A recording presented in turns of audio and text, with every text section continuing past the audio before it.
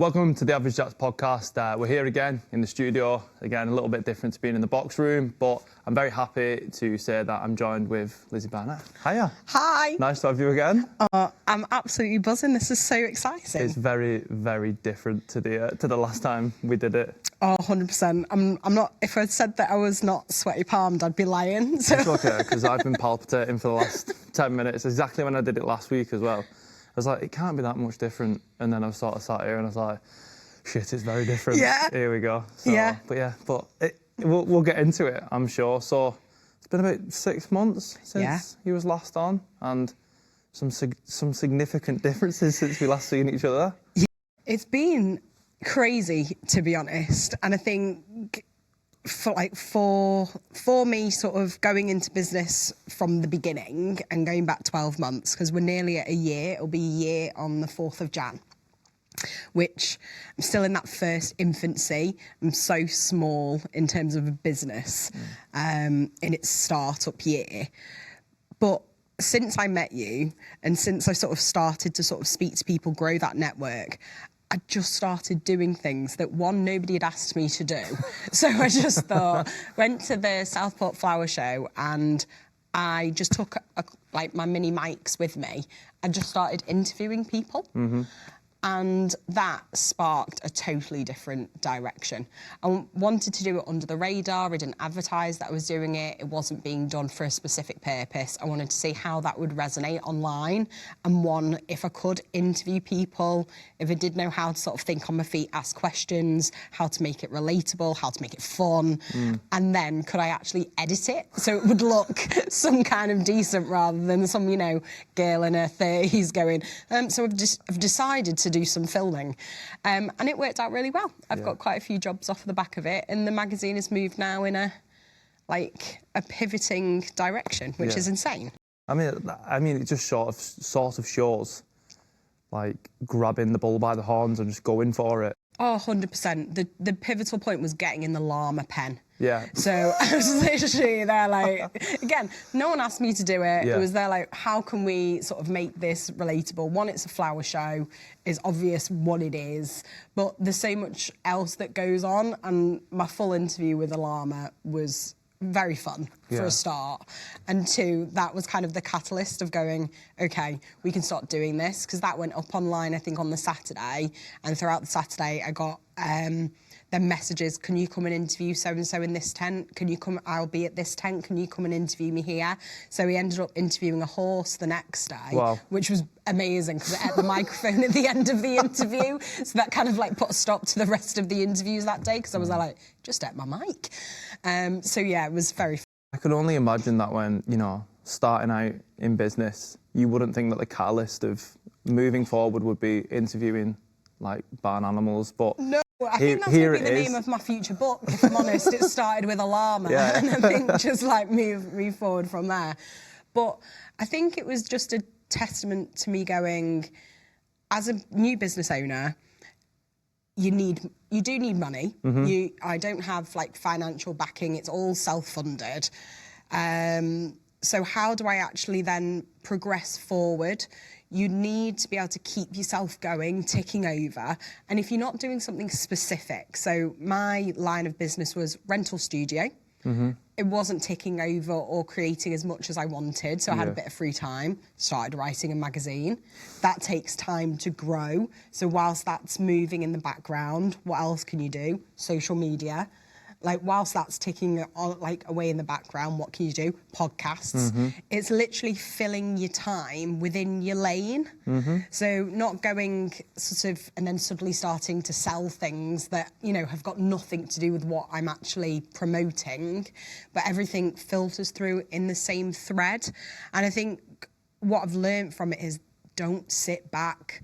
That phone is not going to ring if you are not proactive. Yeah. Emails won't come through unless you are sending them out. You need to be out there and active all of the time. Otherwise, people just won't see you. And it's got to be that same message constantly. Mm-hmm. Yeah, the integrity of your why, essentially. 100%. And I think what what I've enjoyed about it is that everything's come really authentically. They've been my ideas, my creative vision, conversations through other people that have taught me about things. So going to different networking groups and speaking to people that aren't even in my industry, but have come across hurdles or barriers that you can also learn from. You know, so SEO language, what's that? I was literally there going, yeah, I know about that. If I hadn't gone to a networking event, I never would have heard of that. Yeah. At the time that I did, it would have come up, I would have seen it online and stuff like that. But it's those conversations, and they're integral to small business growth.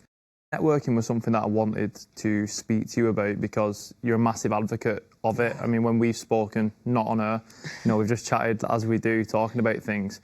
Networking's been at the forefront of you almost spreading your message, hasn't it? And do you think it's almost neglected a little bit, networking? I think people see networking as such a business first. You go in there for your business. And I think I did it and went about it in a different way. I went because I've gone from being in a job where I was surrounded by people all of the time, to the point where you wanted to hide in a closet to get away from sort of like people, to then working completely on my own. And that was a very big shift of me realising that I like people. Yeah. I like being around people. I like conversations. I like knowing about their life. So networking, first and foremost, there's got to be people out there that kind of feel the same as me, a bit isolated, working from home, doing whatever. And that was the first thing that I could think of. It's free. Yeah. You know, which is massive. Which is huge. Yeah. When you know, there are obviously paid ones out there, and they come with completely different feel. You know, the free ones are great when you're a new business starting off, because you don't have to outlay anything and you're getting contacts as you go. The paid ones then start to become important as your business grows, because everybody then within those paid settings have got money to spend. Almost opportunity. Yeah, and they tend to then be the people that can make the decisions. People at the free ones are like me, trying to make friends, trying to make those contacts, trying to figure out sort of the business world, grow authentically, and learn. Because I think if you go into them open and not just going there to sell, because they have like 60 seconds where you can talk about yourself or you can do a pitch. They do them in lots of different ways. As long as you go in there to sort of listen, and it's not just, once I've said my bit, I shut off. Yeah. You won't gain anything. You've got to keep going back. It's like being present on social media. If you just post once, you're never going to get anything back from that one. One post. You've got to do it again and repeat and repeat. And that's the same with networking. And something I'm interested in, you've obviously, you know, the snowball has really taken off for you in the last 6 months from where, you know, where you was when we last talked. And you've mentioned there about the paid networking, the free networking, almost creating that community of businesses, which is obviously a massive part of your why, knowing about Southport's journey and everything that you did initially. But you mentioned there about the social media and all these different aspects. How do you now, especially with the progression of the business and, you know, only having 24 hours in the day, how do you spin them plates as a small business owner? It's not easy. It's not. And I think if you are not passionate about what you're trying to create, I wouldn't attempt starting. I think if you're not completely in it, and if you're not seeing it as something that you want to create long term, then don't start, because you will feel failure quite quick. Business is slow growing. Everybody talks about these 5-year plans, and, you know, after year 2, you might make a turnover if you're lucky. You've got to have so much patience and belief, because also people aren't going to pat you on the back every day and say, well done, you're doing a good job, because you're not part of a team anymore. You're a team of one. And what you go to bed with going, did I achieve my tick list today? That's on you. You can choose to do it all, or you can choose to have an afternoon nap. That now lies fully with you as the individual. I would say that some days smashed it out of the park. Absolutely brilliant. Tick, tick, tick. You know, written blog posts, done LinkedIn, scheduling, social media. I tend to do all of my videos for social media on one day. So I'm either filming outside, where I'm wearing the same outfit in all of them, and you can just tell. Like, I think if you look really closely, you can tell. Or I film them in the studio where I take several different jumpers and just literally just whip them off and quick change. Yeah. Because you've got to schedule that way. Like, the stories and everything like that, they're authentic. They've got to be filmed in the moment. They've got to be uploaded. But certain things, when you're planning out your month's worth of content, you can decide what you want at certain points and obviously schedule it and stuff like that to make sure that you're also not spending your life on social media.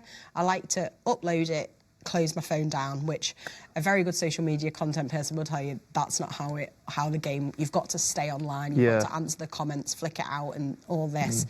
But for your own mental health, there's only a certain amount of time I'm willing to put on social media. And that's a nice segue into a question that I wanted to ask is, when do you step back and how do you deal with potentially feeling the guilt of not putting the effort in? Because do you know what I mean by that? Because sometimes I can be here and I can be like, right, I've got to edit, I've got to reach out, I've got to do this. And then sometimes I'm sat and I'm like relaxing, or I'm just enjoying time with like my wife or my friends, and I'm thinking, am I slacking? Is this why it's not working? Is this why I'm not getting the progress that I think I deserve? But sometimes that can be almost counterintuitive, can't it? Yeah, I think you're starting to enter into a negative headspace, and I've entered into that.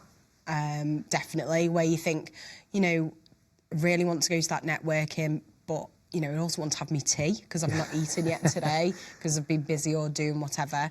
And your brain goes, but what if that one person's there that's going to change your business trajectory through a conversation? And it's those, they create like real FOMO moments in with me, and I think, I'll miss out if I don't go. But that's my demon.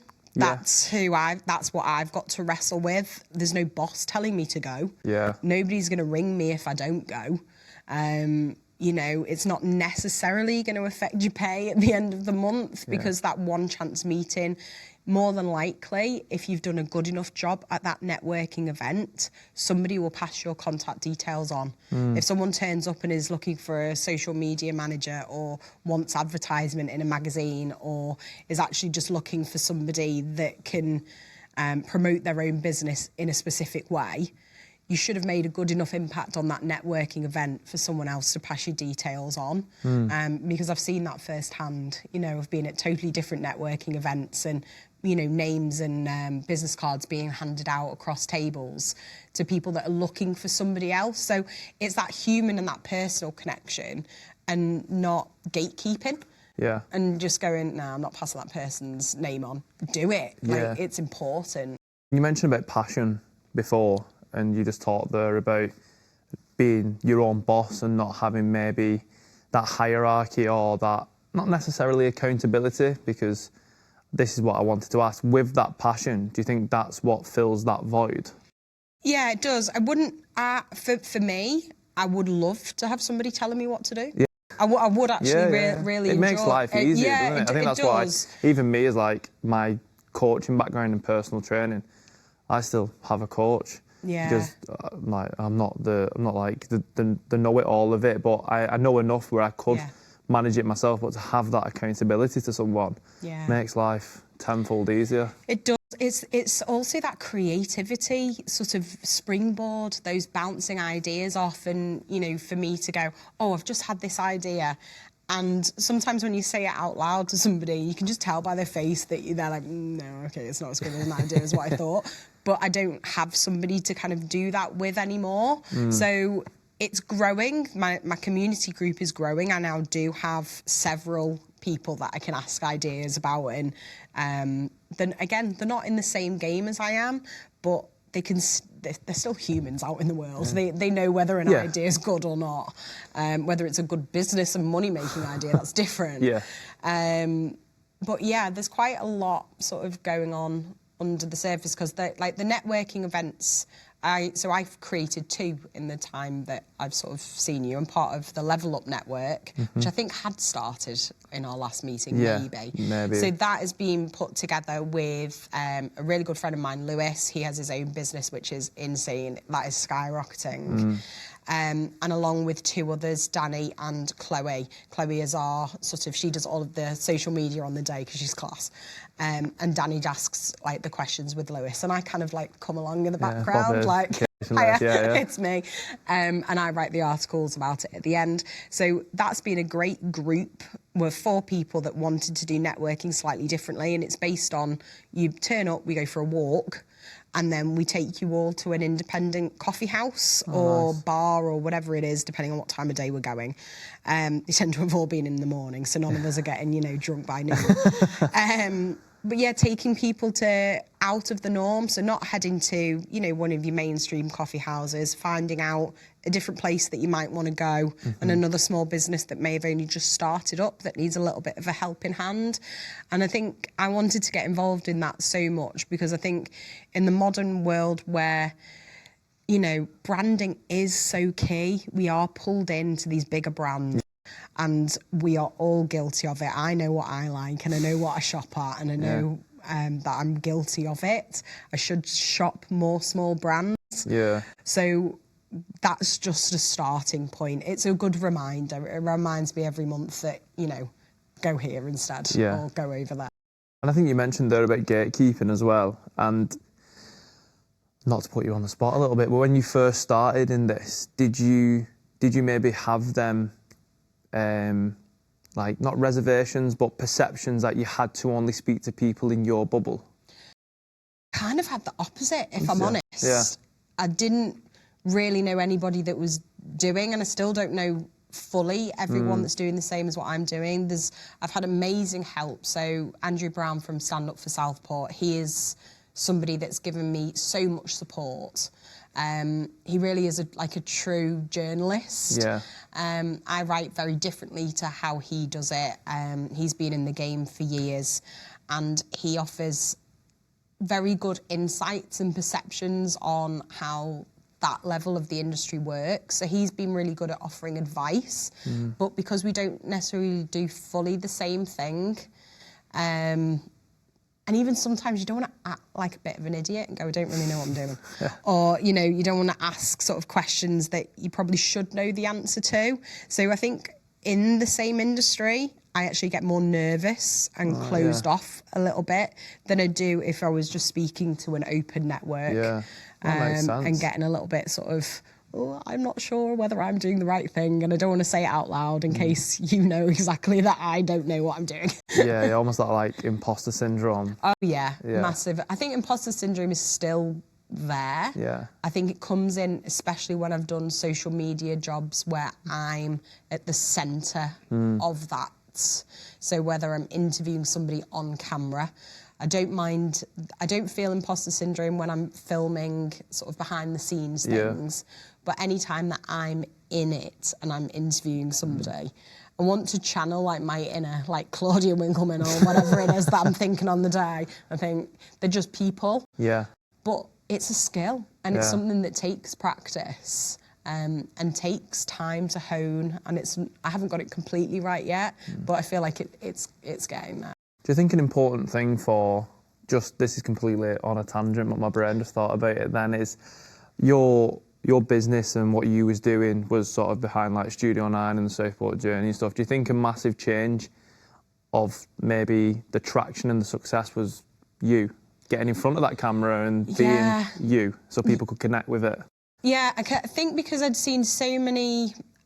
And the art, it's funny once you kind of switch your mindset into something like that, you start to see more sort of, I don't know whether it's posts or articles or whatever it is, that highlight that you are your own brand. I am my own brand. I am the studio. I am the magazine. Because I want that to be the case. I want you that when you come to, whether it's the studio, whether you come to one of my classes, whether you hire me for social media or you do like the magazine with me, I meet you.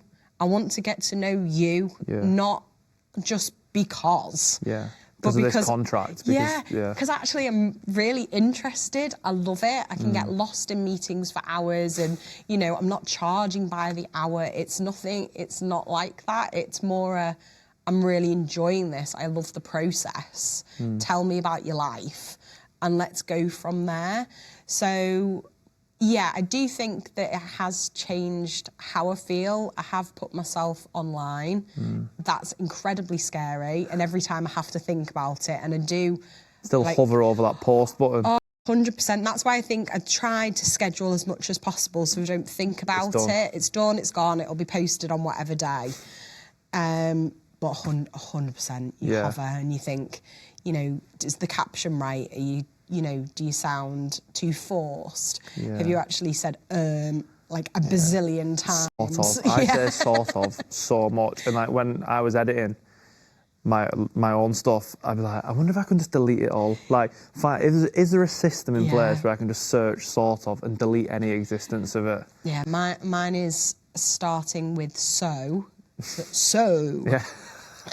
Or okay, so we're here, and I'm there like, stop saying it, just start off with like a different starter. It just becomes a comma, and like you have a verbal comma of where you just throw it in. And when I first started, and I'm definitely guilty of it still, I remember watching the first one back and it was like, so yeah, when you sort of do this thing, does it sort of make sense when you sort of do it sort of this way? And I was like, oh my God, no wonder no one wants to come on, I'm shit at this. But I think you have to see it though, don't you? You have to see and squirm at yourself and feel that like, oh God, is that me? 100%. Like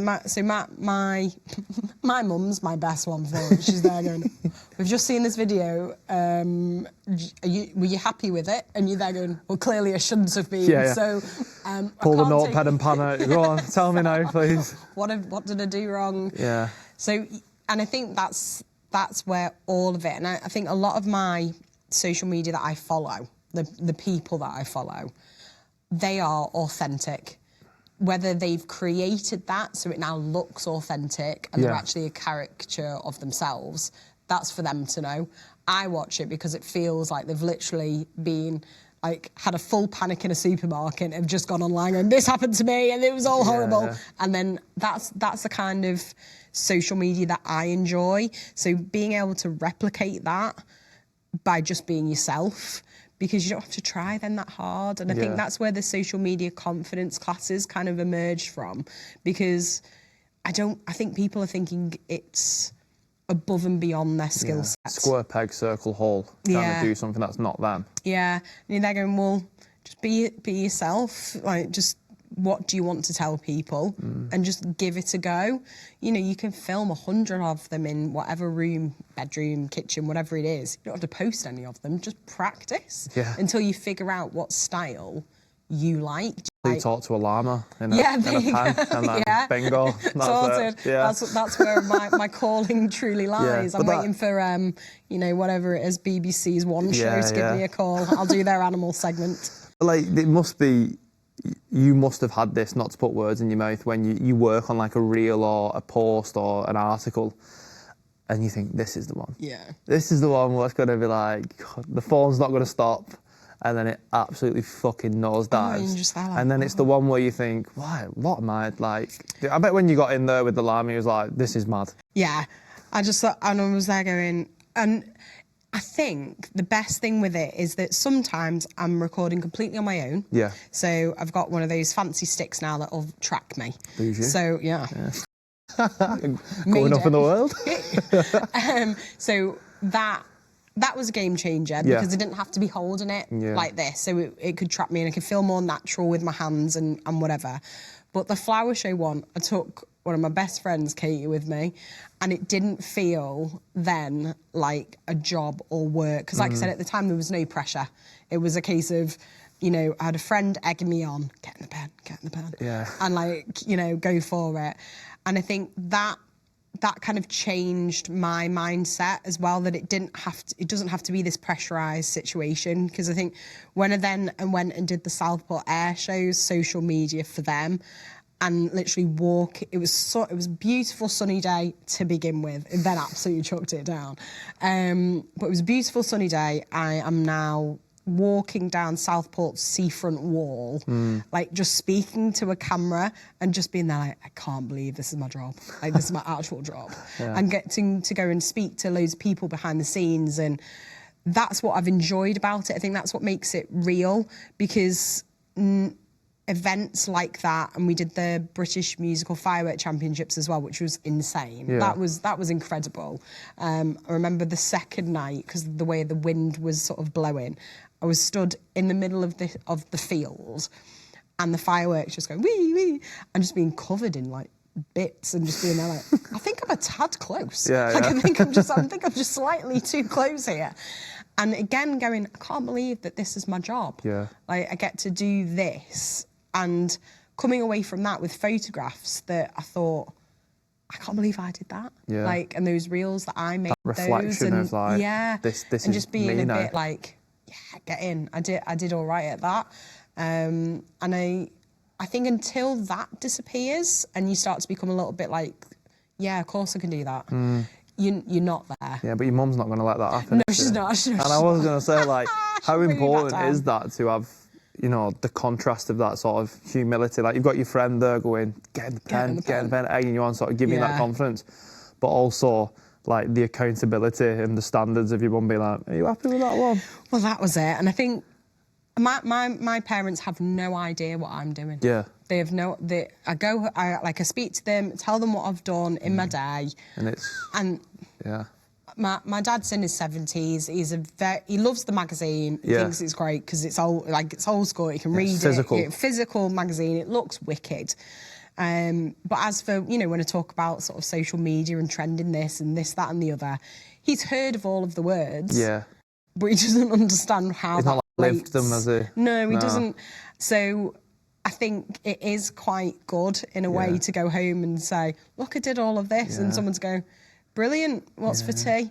Like, it doesn't... There's a spade though. There's no sort of preconception. It's what they see is what they see. They don't see, like, you going in there filming the work that's gone into it. And I suppose that is all you actually care about, is what the end product is.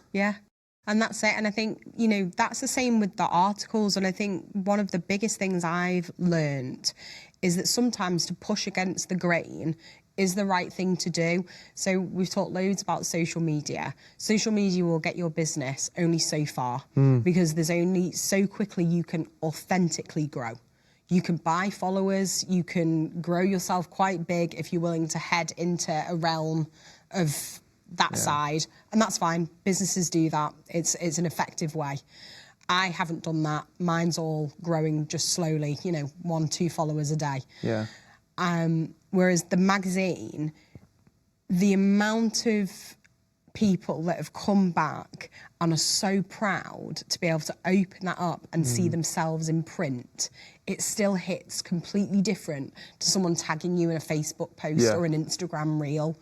You know, you're like, oh, great, brilliant, but then you get distracted because someone's messaged you and the moment's gone. Whereas having it physically in print is still a much higher level of feeling. It's timeless, isn't it? Because if you're on a reel or, you know, you post a post, it's there for a very short period of time unless you go back and look for it. So that's always going to be on the coffee table. That's always going to be on the shelf. And, you know, people can be like, oh, what's that? It can catch your eye. But the likelihood of someone going back and looking for that post or reel is probably very slim, isn't it? I think it's quite small because I don't do that myself. I won't, you know, unless I'm looking for something specific to show somebody, i.e. a new restaurant I want to try. But even that, like, we use it every day, but it's still not the easiest thing to find if you don't know what it was or where you saw it, because you saw it for like 2 seconds. Whereas in a magazine, like you say, the article that you read, you know, in March might have no bearing on you at that point, but you can go back to it in September when actually you're in a new phase of your life or something new's come up and you go, well, actually, I remember reading a business article about that. Find it. And you can always go back. And I think that's what those physical sort of magazines still give people, and the art of writing and that sort of, like, for me, it's quite cathartic. I really enjoy it. I think it brings out in me a skill that, one, I didn't know that I fully had. And and being able to see people and bring them to light in a way that they don't think of themselves that. They could never sort of project that version of themselves in writing like you could or your friend who's a journalist could. Yeah, 100%. And I think you very rarely write about yourself. You know, it's not something that comes up. You know, people journal and things like that. And journaling in itself is similar to what I'm doing in a way. It's that sort of writing those memos, those messages. But to be able to see somebody open it up and be like, this is me. Yeah. That's me. She's written about me. I think because it's so rare these days and people have gone, are you sure you want to do sort of a magazine? You know, magazines are sort of, you know, on the way out. And I was like, I don't believe that they are. Yeah. I just don't. You know, you go to an airport, you're still buying books. Yeah. Those magazine racks are still full. You know, the same in shops and, you know, small paper shops. They're all still there. People are buying them. You know, it's a good way of turning your phone off. Just disconnecting. Move away from it a little bit and actually see reality rather than guessing, is this an AI image or an AI thing? It's real because they're real people and you can feel that coming off the page. Brings you back to earth. Yeah. So you've mentioned the magazine, you know, the social media that you're doing there and everything like that, but there's a lot more, isn't there, going on, and you've got all these things lined up. Can you share some of the interesting stuff that's coming up? Yeah, so I can share, like, there's bits and pieces. So I started another networking event called the Southport Life Network with Serena Silcock Prince, which has taken off beyond whatever I thought it would be. She's an absolute champion. She does so much for the community already that getting her involved, and we champion local causes. So this Christmas, Christmas Eve, the network group has written Christmas cards to people that might not get one at Christmas. And then they're going to go out over that Christmas period. We've got links with the hospital and the hospice and other various places. And then we had a lovely lady come in. She brought all of her friends that dressed as princesses, and they did videos to children that may have had a rough year, maybe, you know, ill over Christmas, or might just need a bit of a cheer and pick me up. So we've got that as a running thread constantly, sort of throughout the year, and that'll carry on next year.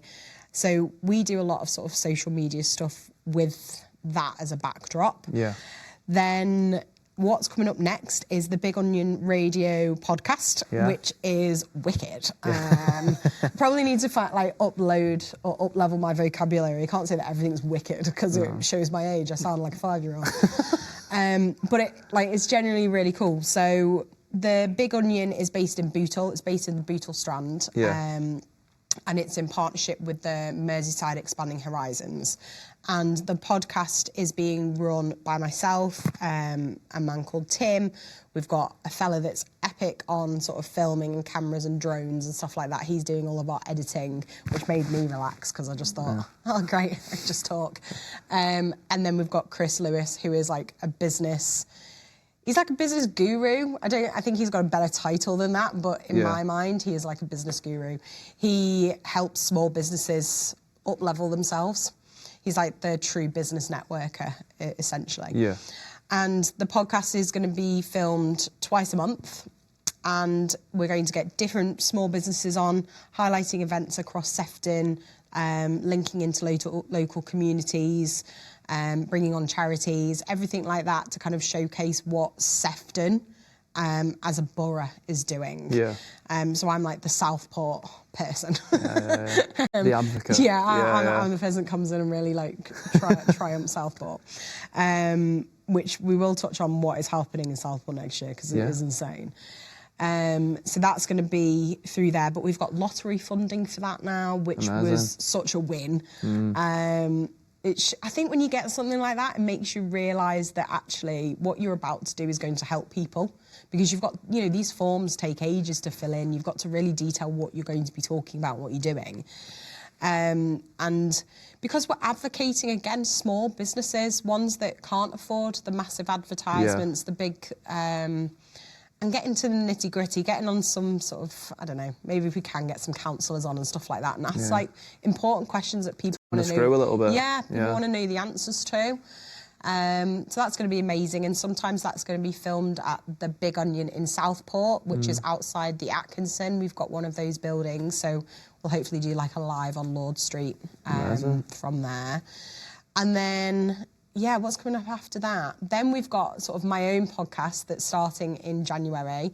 So that's going to be sort of kind of Southport's journey live and unedited, where, again, it's all small business startups, bringing them in, but it's your last day in Southport. Where are you having your breakfast? Where are you going? What are you doing? You know, where are you going for that afternoon cocktail? Is there a community group? Is there a class that you have to go to in that last day? You know, which pub has got the best quiz? It's all about sort of highlighting what people do, like in their actual life, rather than just talking about their business and stuff like that. So we're giving that like a really big go. I'm excited for that. We've got quite a lot of people already lined up. Can I ask you where your tea would be? Where are you going to have your tea last day in Southport? Oh, it's so, see, I would find it so difficult. I have an idea, but I'm really intrigued to see yours. I'm there like, ooh, because I'm such a picky tea girl dinner. Yeah. If there's a buffet... Freezer roulette. Yeah. If there's a buffet, I'm there. I love just all these different variety of foods. But I think if I'm going for my last ever, I'm going to have to go nostalgia. I'm going Mamma Mia's, because I've gone there since I was tiny.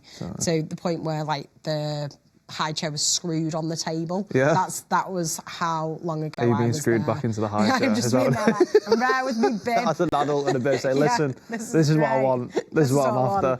And I'm getting garlic bread with cheese. I'm getting the gambus. Yeah. The best prawns. I do think they do their prawns really well. And then, because it's my last day, so calories won't count, I'm getting pizza and I'm getting ham and pineapple. And I don't care how divisive it is. I'm not saying anything. I am ham and pineapple in it the whole way. And then, yeah, I'm going to get a pasta as well. Yeah, pasta and pizza go together. I just think they do. People should stop having just one. Yeah, they really should. A little pizza for the table, get a pasta, get the combo going. There you go, that's it. Yeah. Yeah, and then I'm going to waddle out of there with all of my carbs. And I'm going to go down to the Grand and I'm going to finish with a chili margarita. Chili margarita. So, yeah. And if they let me upstairs, because they've got a bar upstairs, I'll dance all of my pasta off. Well, that'll be all the energy. The last dance can be the longest one that you do. Longest one, then I'm done. So, yeah. And that in itself, I just think it's fun to get people just talking rather than just, who are you? But it's so nostalgic for people, isn't it, to chip into their memories and talk about things that they have personal connections with. Because like you, though, you just sort of talked about, you know, like, things we probably never would have come up with, but just because we talked about that, them natural segues in your mind, and I think for what you do and your message and trying to not re-promote Southport, you know what I mean, trying to like give it a resurgence, is that if people can listen to that or read that, they're going to have that personal connection with it and almost think, yeah, fucking hell, I went there, and I've not been there for years. No, and I think that's it. I'm not trying to be like the poster girl for Southport, like Southport's this, Southport's that. It's more of a case of, it's the people of Southport that have got me so excited and want to showcase who they are. Yeah. And the fact that, you know, we are proud of where we live. And I think that element has started to disappear a little bit from community in general. Yeah. People don't seem to hit on the positives first. Yeah. We'll always go negative. You know, I'm very guilty of it myself. And I think it's just trying to just spin it a bit. Yeah. You know, there is lots of things to do. I mean, next year in Southport, I think there's like 11 events. They start in February and there's almost like one a month. Yeah, wow. And like big events.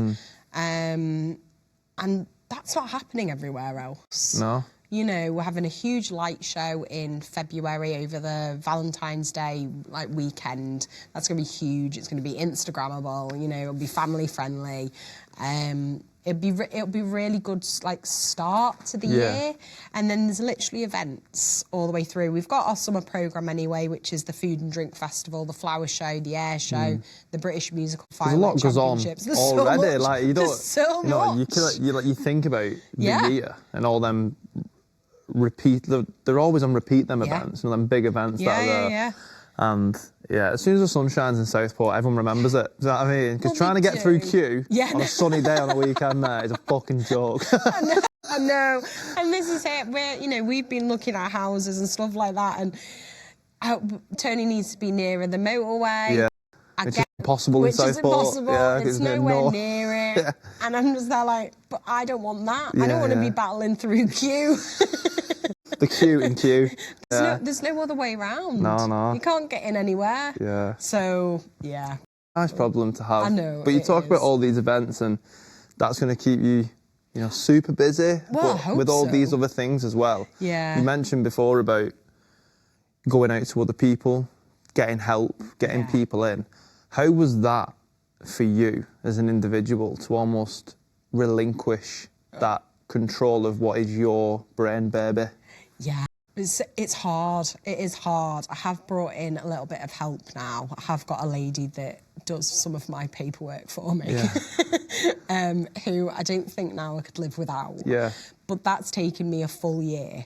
There is so much that well, one, you need to be able to afford to pay people. And there is a certain sort of, your brain goes, but I can write my own emails, or I can, create my own invoices, I can write this.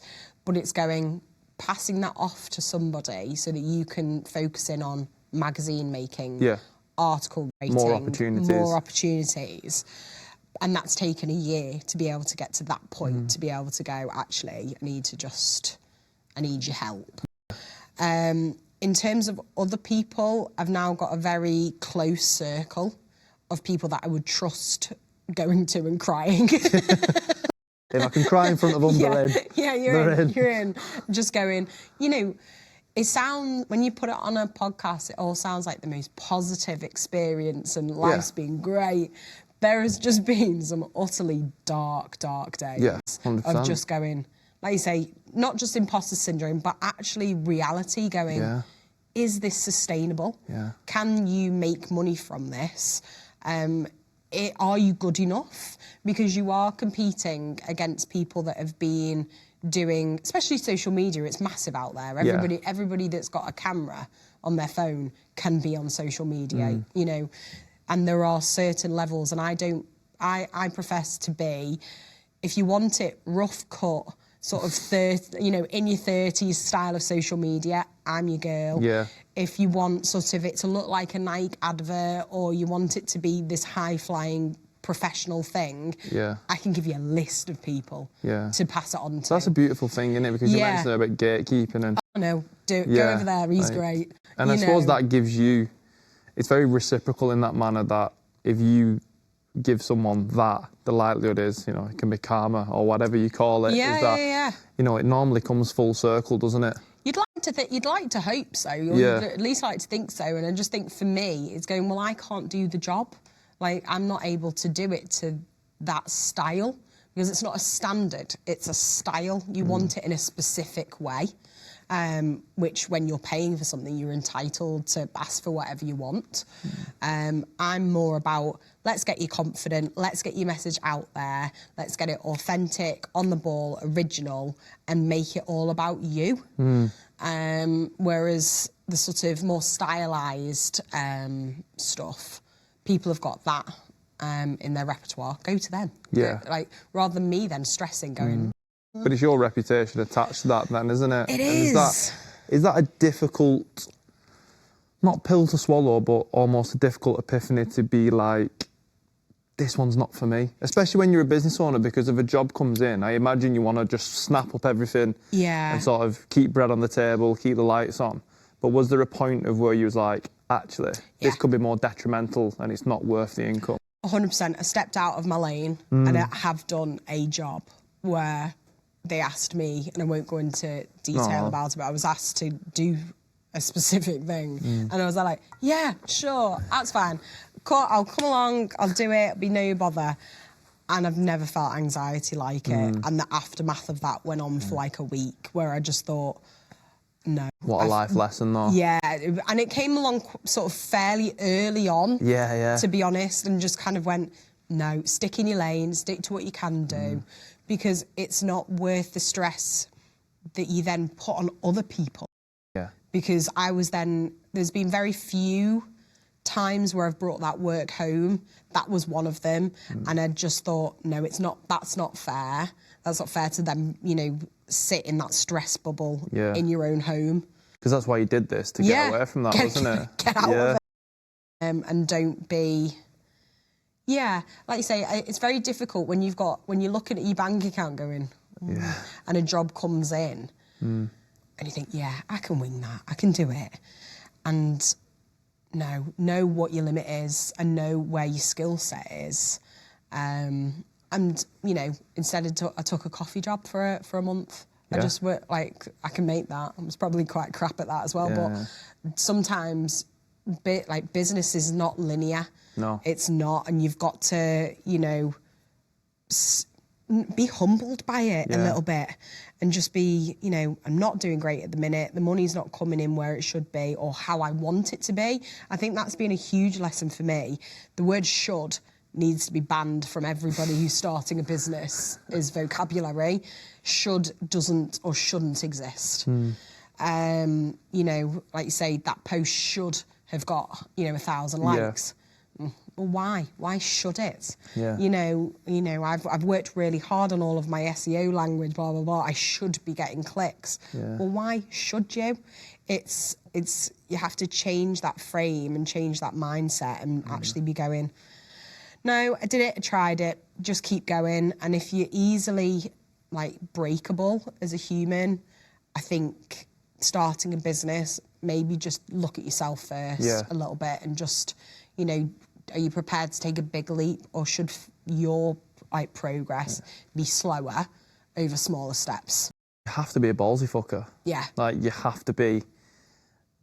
It's like, I always sort of see it as like, you know, when you see puppies and they're fighting for the food, you have to be that big dog of the pack and be like, sometimes just say it with your chest and closed mouths don't get fed.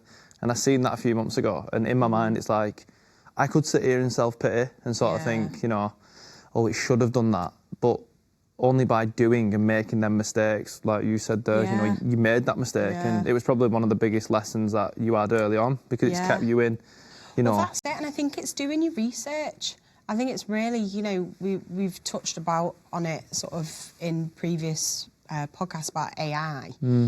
You know, I'm all for going to a library, I'm all for reading a book. There are certain things that AI will tell you faster than doing those other bits and pieces, and using it to your advantage, but not relying. And asking, you know, I really want to know more around the structure, and because when it comes to, you've got to know your stuff in order to be able to stand in front of people and say X, Y, and Z. Otherwise, you're really shooting yourself in the foot. It's very easy to be caught out in today's age, especially with long-form content like this. I mean, not me, I just sit here and ask people questions, but like for people to come on, I always think, like, fair fucking play, because you are here for an hour maybe more, and you're just burning yourself. Like we were talking about it before, about that thing I was saying when I listened to James Smith, and, you know, he was on about like morning TV. And he was saying, you get these presenters and they're like larger than life and they love it, and then the ad break comes and they just deflate. But you can't do that in this. You have to be you. And if you're a charlatan, or you're someone that's like, you know, riding that wave, I mean, maybe by a better podcaster, but like, people could pick you apart, do you know what I mean? And I think that, completely. And I think those types of podcasts, for me, I would stay clear of. I think it's so easy to pick somebody to pieces. I think, you know, if somebody wanted to swap seats with you now and pick my business apart, you definitely could. We're in our infancy, you know, we're not like running with the big boys. This is a very small startup business, and I've had a lot of really good success and some really big highlights. But we're not even remotely there to be saying at the minute that, you know, we're sustainable. Like I've got to keep pushing this forward, because otherwise, you go dormant on social media for a week. You're almost starting again from scratch. Yeah, that reach goes to zero, doesn't it? Yeah. You can be like 200k reach, Yeah, don't post like 3 days, and you're like 2k. Yeah. Back to reality. No one gives a shit anymore. I know, and I think that's it. It's still trying to find that balance between nobody cares, supposed to anyway, and actually making content that people want to care about, being the person that can give advice because you've lived it, whilst keeping it uplifting, whilst also providing a human element to the fact that actually this is really hard. Like, business is difficult. I've been around a lot of people that have highlighted that, business 10 years ago, it was far easier. They're going, I'm not in it 10 years ago, I'm in it now. If, buts and maybe. Yeah, and I don't know any different. So if my phone's not ringing for a week, that for me is a norm. I can't go, well, 10 years ago, I probably would have had 2 phone calls. Yeah. Like, I don't have that as a reference point. I just have now, and that's all that there is. I know that the economy apparently is terrible. As far as I'm aware, it's always been terrible. Yeah. I don't know. It's always sort of there or thereabouts, isn't it? And you can be consumed by that 100%. and let it influence. It's like, well, podcasting's a very saturated space right now. Yeah. I'm like, it's always been pretty saturated since I started listening. Yeah. There's always been like a top 100 chart and Yeah. things like that, and people coming in. But you've got to start Got to give somewhere. it a go. Yeah. I think, celebrities always had a big push. I love a celebrity gossip column. I'm not going to pretend that I don't. And I love listening to podcasts with celebrities on them. But they are all... They're kind of samey. Yeah. They're Once going you've on, they're listened to plugging a one. book. They're going on a thing, they're now eating a really nice meal, but whilst plugging their book. Yeah. Like, you want to hear more. If you're looking for something, you want to hear it real. You want to maybe even recognise the people that, because, they're kids at the same school you are. Yeah. Or, I went to school with so-and-so, or, he works at there, I didn't know that.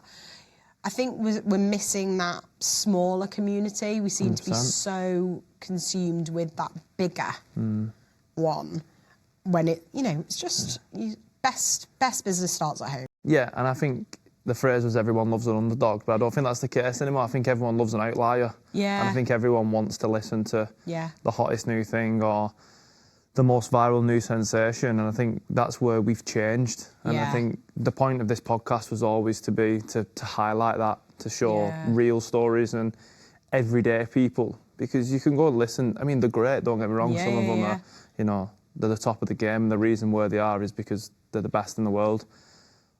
But once you've listened to one, Yeah. if they're in that same profession or the same level, or you could listen to that person on another person's podcast and they're not too dissimilar, and you sort of listen to the same stuff, but talking to you or another small business owner, the stories are always like, again, there is similarity, don't get me wrong, but there's that unique word and vision to it, and I loved that before when you talked about there was dark days and there was shit times and there was jobs that didn't go to plan.